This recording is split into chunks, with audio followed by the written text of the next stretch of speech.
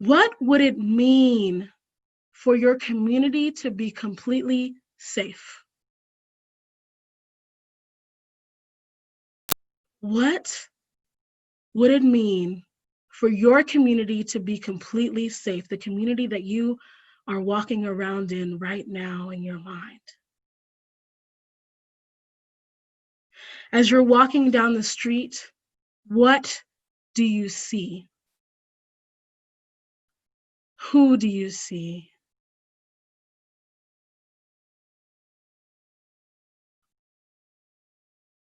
What do you hear in this community that is completely safe?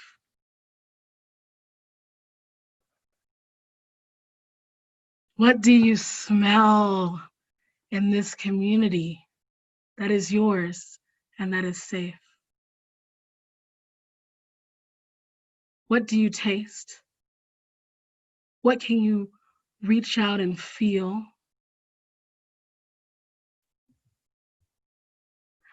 You can open your eyes, and I want you to share in the chat box a little bit of what did you see? What did you hear? What did you smell?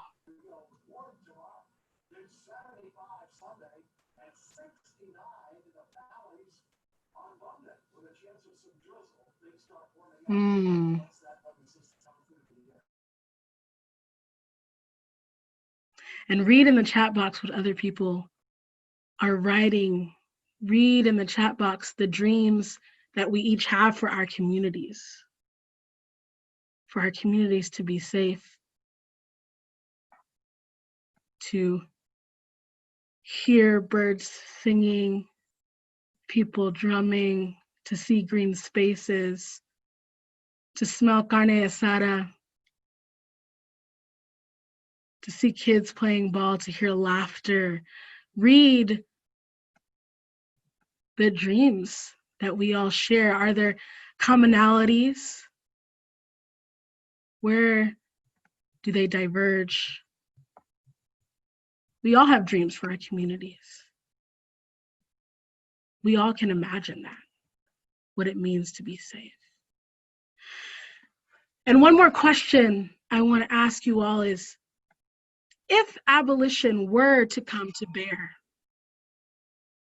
what do you have to offer a world without police and prisons? What do you have to offer? Share that in the chat box.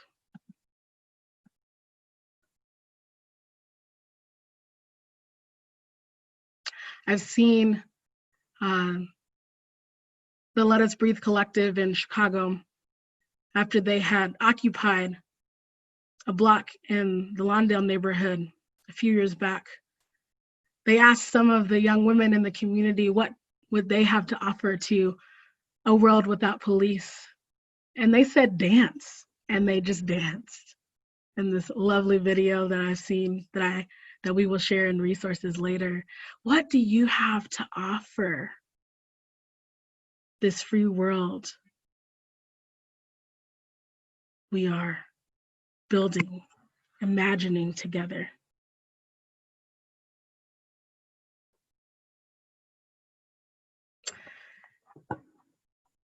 I also want to remind our studio audience folks to chat to all panelists and all attendees, and everyone to chat to all panelists and all attendees so that we can see what you're all saying.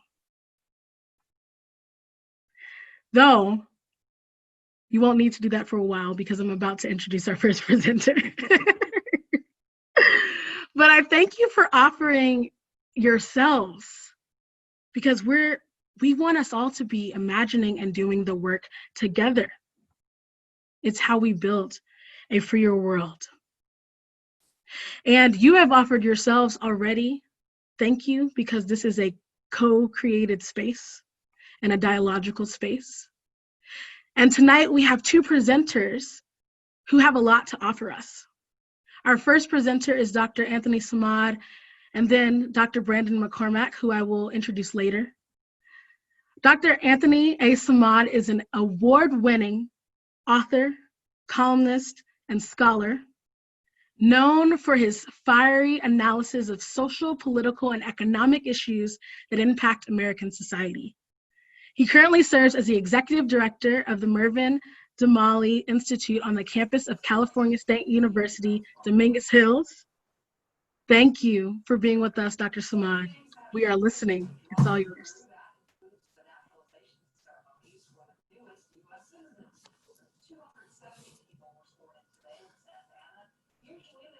Is it time for me to speak yet? I'm still having technical difficulties on this end, but I'll go ahead and run with it. If you can hear me, just nod. We got you. We can hear you. Okay. Well, first of all, thank InterVarsity for the opportunity to speak with you today. And I think that this is a tremendously important subject, particularly at a time in which we are looking at reimagining how we police society and police ourselves. The history of policing in America basically came out of the need to address lawlessness in the nation. It really did not allow us to be able to set up police departments until the growth of the nation. When the Constitution was passed, basically the federal government was prohibited from interfering into the affairs of the states, which meant that the states were responsible for the health, protection, and social welfare of the citizenry. As states grew, they began to formulate state constitutions, and basically those state constitutions allowed cities and municipalities to provide protection services to the citizenry. When we talk about when that occurred in the late 18th century. As we began to see cities grow, and as we began to see slavery grow, we began to see a racialization of law enforcement. And the whole purpose of law enforcement is basically to enforce the law. Our Constitution was set up on the premise that everybody would be self-governing and the society could determine what the penalties would be for those who stepped outside of the law. And so as a result, municipalities began to set up structures of fining citizens who did not abide to the law or who demonstrated that they weren't self-governing. And that's when the process of incarceration began. As slavery grew, there began a greater concern that free Blacks and Blacks who were freed were not meant to integrate into the larger society. And so we began to see laws that were formulated by municipalities to use law enforcement as a form of social control. And that's the history of policing today, is that by and large, policing is used to protect property and to protect white people. Now, when you have an encounter with law enforcement has a responsibility to tell you what laws you broke. And you have, as a citizen, the right to ask why they stopped you, because as a taxpayer, you are paying their salaries. But as we saw, the 20th century came in and segregation came in, and laws basically legalized segregation, and where spaces became personal right, you began to see law enforcement try to essentially protect the spaces of white people. And in protecting the spaces of white people, we also saw segregation not only become law or de jure, we also saw it become de facto, in which social norms also regulated where African Americans could go, where Indians could go, where Mexicans could go. As the nation expanded into manifest destiny, you have a lot of Hispanics and Latinos who did not necessarily come into the country. As many of my brown brothers and sisters like to say that they didn't cross the border crossed them, particularly after 1848 and basically the succession of what was once Mexico became part of the United States. And so those same laws regulated them as they regulated African Americans. And so when we talk about violence and how violence began to impact law enforcement, there's a historical context and then there is a contemporary context.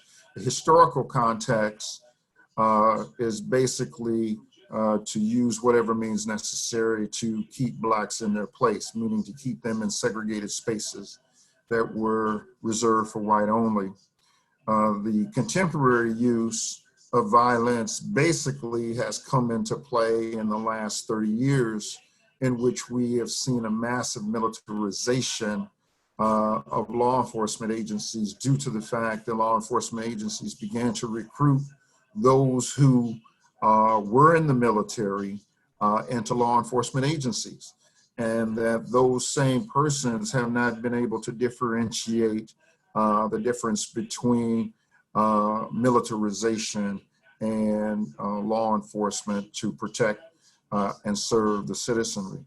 And so you see many of the tactics that have come into policing are tactics that were used in the military. And you see the type of aggression that we have seen from law enforcement in the last 30 years come right out of the military. Folk who were trained in the military were taught to kill. And so you have seen an emphasis go from de-escalation to escalation. There was a time where law enforcement sought to disarm those who they considered suspects. They would chase those who considered suspects and use non-lethal force in that process. In the last 20 years, you have seen an aggression take place that essentially defaulted to deadly force as a first option, where law enforcement agencies sought to control the situation, and controlling the situation meant to suppress any type of resistance. And that's the environment in which we live in today. I still can't hear anybody.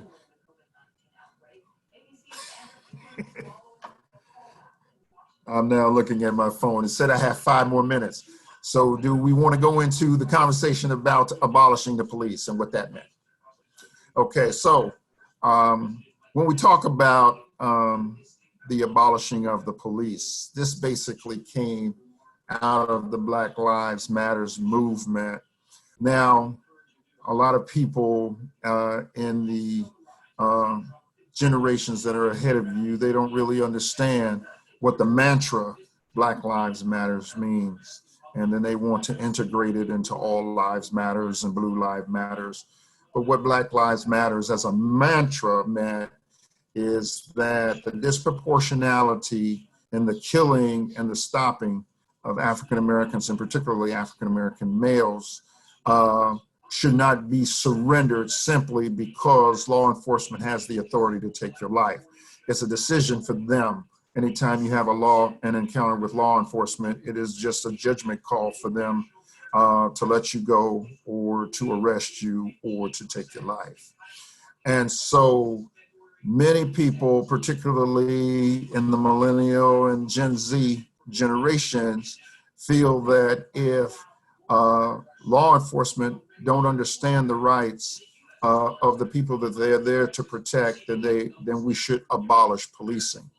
And there has been examples in which cities have abolished law enforcement agencies. The city of Compton abolished their law enforcement, their police department 20 years ago in 2000. And what they did was they handed over the policing responsibility to the Los Angeles County Sheriffs. And what the Los Angeles County Sheriffs did was just arrest everybody or started shooting people. And so they wanted to say that crime went down after the abolition of the Compton Police Department. But what actually happened was the prison industrial complex grew, and Los Angeles County was put under a federal consent decree to reduce their prison population in 2015 due to overpopulation. I think there's another segment of the movement that talks about defunding police.